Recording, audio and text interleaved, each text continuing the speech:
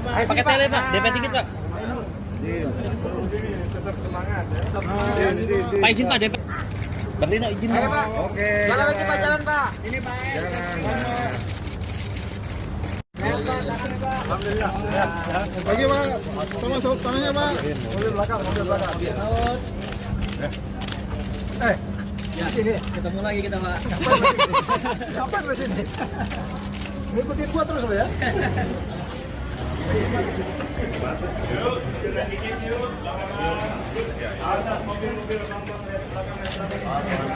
Mobil yang mundur. Awas mobil.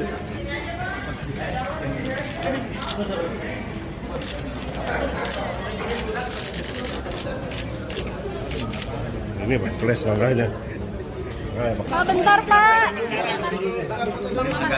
Ntar anak foto mundur, nanti anak foto mundur. Anak foto mundur. Selamat. Selamat belum dong. Dapat aja Pak. Sini Pak PBHI dan lembaga-lembaga yang concern terhadap pemberantasan.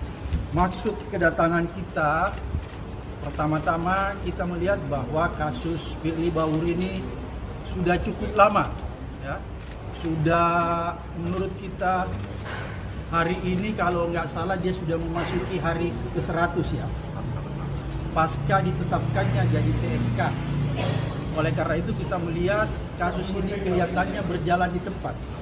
Kenapa kita katakan berjalan di tempat? Karena sampai hari ini kita lihat tidak ada progres yang menunjukkan kemajuan yang signifikan. Misalnya apa itu? Misalnya harusnya dilakukan penahanan.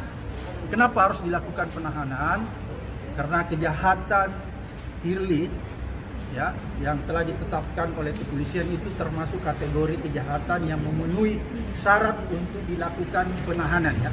Walaupun memang ada alasan-alasan subjektif yang bisa digunakan oleh penyidik untuk melakukan penahanan atau tidak. Tapi kalau kita lihat di KUHP, pasal-pasal yang dikenakan Firly itu sudah memenuhi syarat untuk dilakukan penahanan. Yang pertama.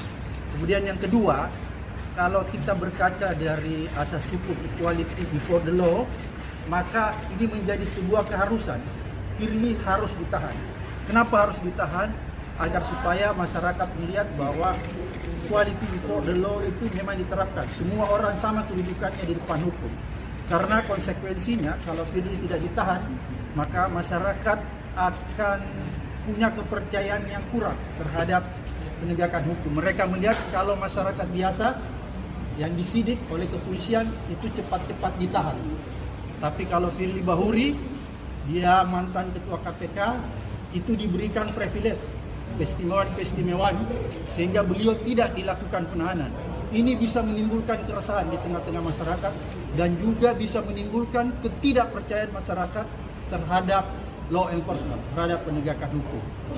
Dan yang ketiga, kita perlu paham bahwa kejahatan yang dilakukan Firly ini sangat berbahaya. Kenapa saya katakan sangat berbahaya? Karena ini adalah kejahatan yang kita paham bersama bahwa yang dikenakan adalah pasal pemerasan. Pasal pemerasan kalau di dalam undang-undang KPK ini termasuk salah satu jenis kejahatan korupsi yang paling tinggi levelnya, paling sadis. Ya, oleh karena itu tersangkanya tidak boleh dibiarkan berkeliaran di luar karena bisa menimbulkan dampak-dampak sosial. Dan yang keempat, menurut hemat kita bahwa biasanya kalau kasusnya sudah berjalan lebih lama, maka setidak-tidaknya penyidik dalam hal ini sudah melakukan penahanan agar mencegah tersangka itu bisa melakukan hambatan-hambatan atau bisa suatu ketika mempengaruhi proses jalannya persidangan yang akan dilaksanakan. Penting. Oleh karena itu, ketika terjadi pelanggaran, ya, jadi ketika kita bandingkan dengan kasus yang lain,